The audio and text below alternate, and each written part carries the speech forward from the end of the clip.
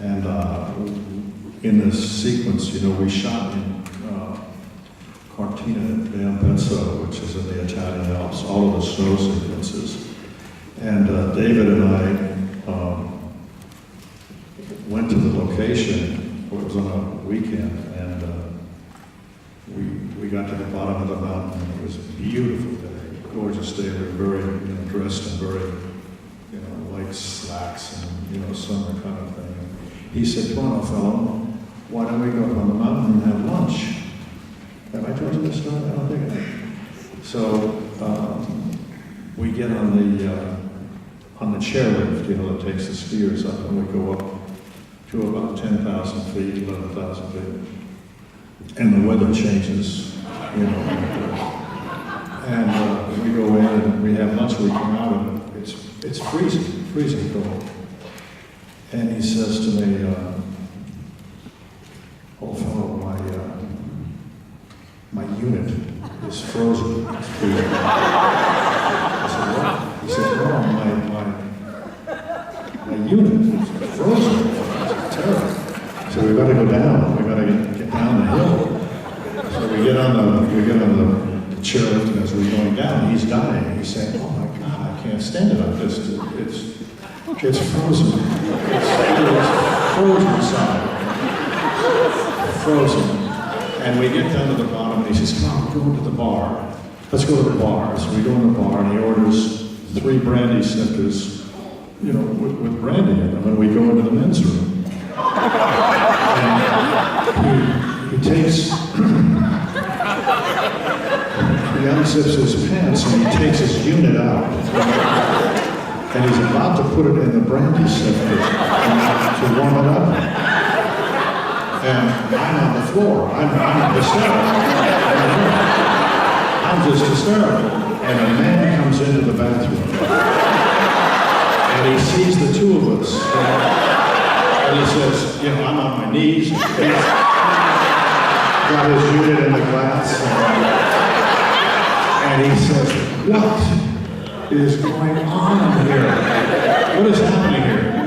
And David looked at him and he said, "I always give it a little drink now and then." Is that true?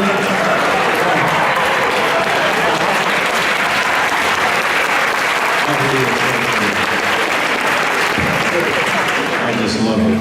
We had such great fun today. Very, very special person. Some very, very great people in your life. Yes, I have. All along. Talk a little about some of them. Spencer Tracy. You did 2 films with him. Yes, I played his son in a film called Broken Lance. Right.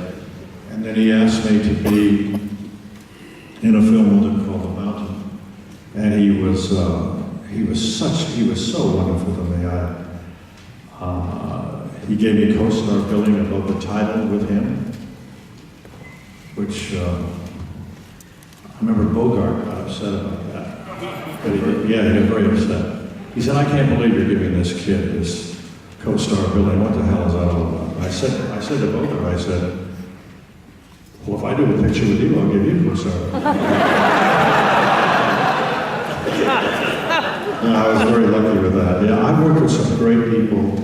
You know, I did a picture up here in San Francisco with Audrey Hepburn, who I was just, she was just such the most lovely lady, and a very big opportunity for me. And I worked with Clifton Webb. I started off. Oh, Clifton.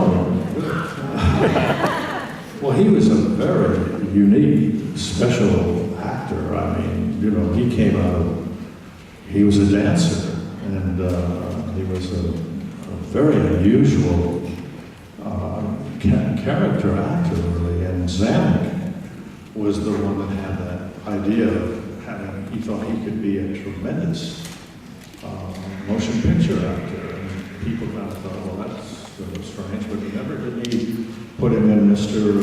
Sitting Pretty, Belvedere. Yeah, Sitting Pretty. I mean, when he did Mr. Belvedere, those pictures were so Blockbusters. Blockbusters, yeah. And I did a picture with him when I first started called, he played John Philip Sousa.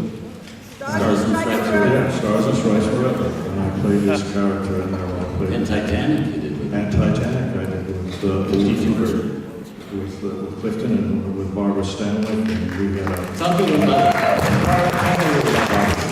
because this is the group that we so appreciate. She was great. Oh, she was fabulous. Yeah, and she was a very special, very special lady. I fell madly in love with her on that picture. And she was so generous, and that picture was that picture was a very big movie at the time. When that came out, Audrey. There was some wonderful actors in that. Audrey Dalton was, and that was her first picture. Richard Basehart, Brian Hearn. It was a big cast. John Nicolesco directed it, and great opportunity for me. And at that time, when you were under contract to a studio, it was a family, and they really took time and cared for you, and they did everything that they could possibly do to make you better and to be good, and to be something that, for my career, to be able to be under contract at Fox and start that way and have all these wonderful people behind me, and they really took their time and groomed me and put me in front of the public very slowly.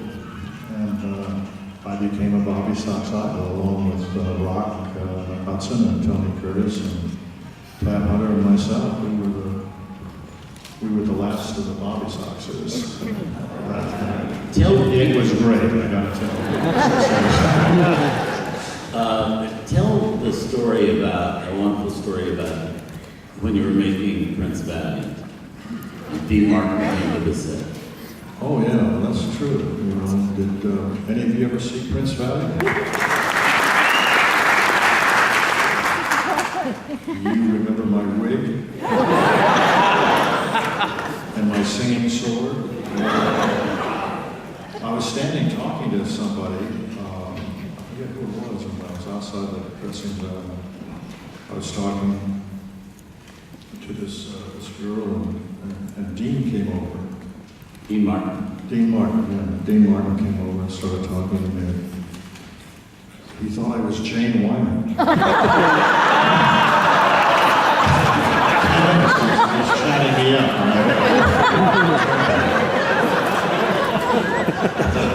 That's true. I like Dean, I was kind of hoping I was Jane Wyman. Talk about working with Laurence Olivier.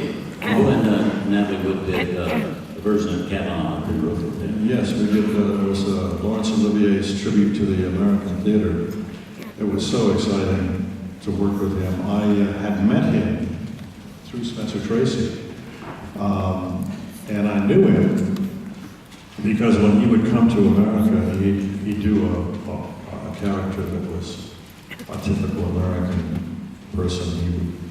He would go to Spence, and Spence would help him with the dialogue and the rhythm and get him into an Americanization character, And I met him, but I never ever thought I would have the opportunity of working with him.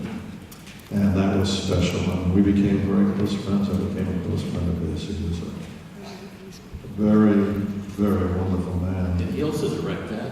Or was No, he didn't. Robert Moore directed that. Bob Moore directed it. And it was so exciting to do that. Tennessee was there.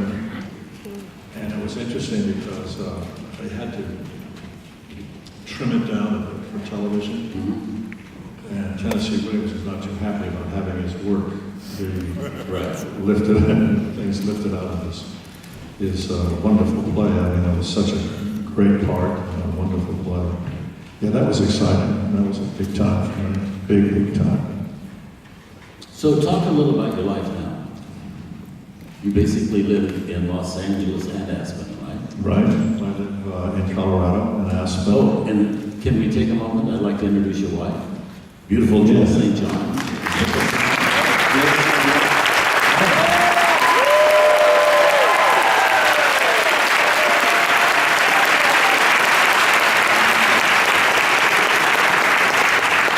We live in Aspen. Jill's lived there for a long, long time, and when we got together, I love Aspen so much. I've been there many, many times, and Jill's made it so marvelous for both of us. And we live there, and we have a small condominium in Los Angeles. I have my offices and try to keep it going, go around and try to raise the money to make a few movies. And